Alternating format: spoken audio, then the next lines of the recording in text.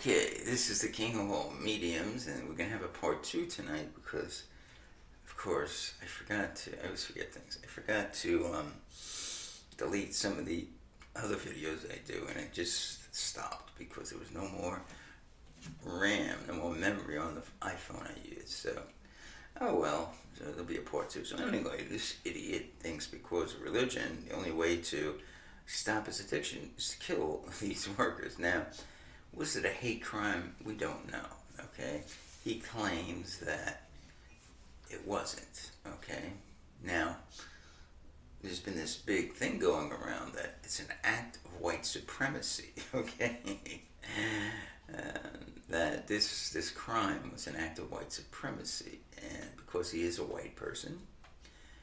But most hate crimes against Asians are committed by another group of people.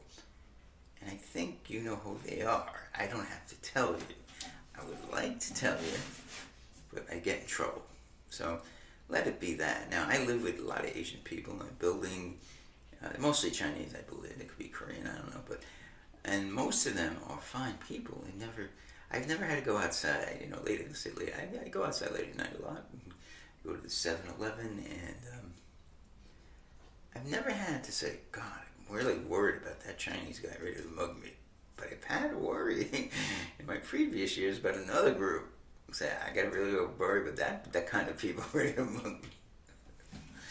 Did you know there's a fact that this group is 280 times more likely to commit a violent crime against Asians when an Asian was then the group that I'm talking about, who you know they are. You know who they are, of course. And I live with a group with Asians, and they're very nice people. They mind their own business.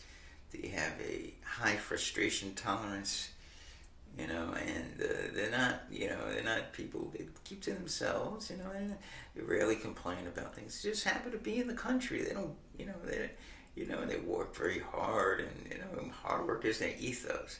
Unlike this other group, hard work is not much of their ethos. So let's keep it at that. So somehow this trope is going on, white supremacy.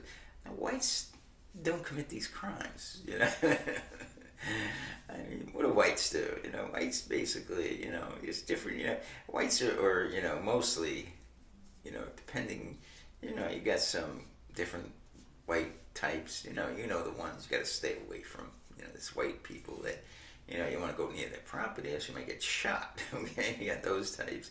You got some, some that live in these mansions. You got some, that live in these gated communities. So there's all kinds of suburban whites, but whites don't tend to do these crimes. There's another group, though, we won't name who they are, who almost exclusively does these crimes, okay? And one of the reasons for this is they're kind of jealous. They don't have the same kind of work ethic. Like, I know this woman, Sylvia, when I was able to eat Chinese food, which I can't no more because of my Atkins-style diet, she used to work from 11 a.m. to 11 p.m., 364 days a year, okay? The only day, or 365 on leap years, the only day she would take off is Thanksgiving. So you can imagine the work ethic. Now, I do not have a great work ethic, okay? My work ethic is average at best, okay? There's sometimes I'll try to put in a little more effort, but my theory in life is work as little as possible without getting in trouble. Most people's work ethic, okay, I mean, if you don't have anything to, like, for instance, my current job, working hard is not going to get me anywhere. I'm going to be in the same position, not going to promote me, okay?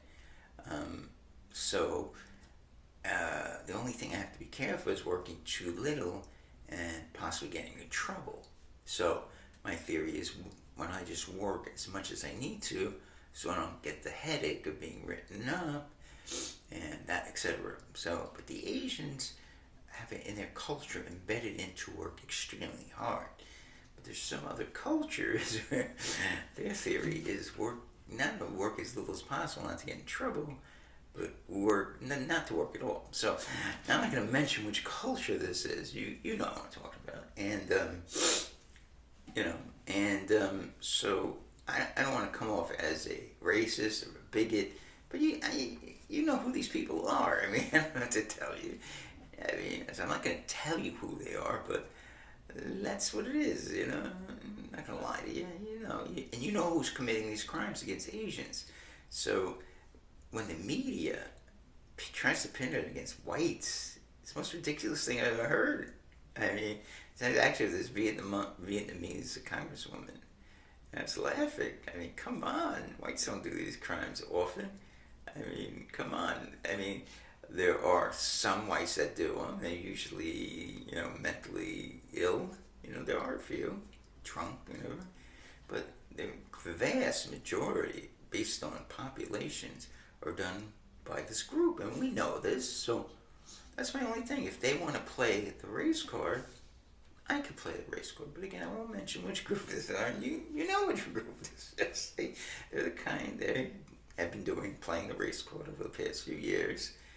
And it's amazing how, the media won't have, it's come out a few articles, of course, how this group has been bashing Asians, and even the subway train, there's been a few articles, how they've said anti-Asian, muggings and, assaults on Asians, and of course exclusively to this group, but the media, of course, tries to hide it because it doesn't fit their narrative. See, it doesn't fit their narrative. Okay, so that's podcast 30.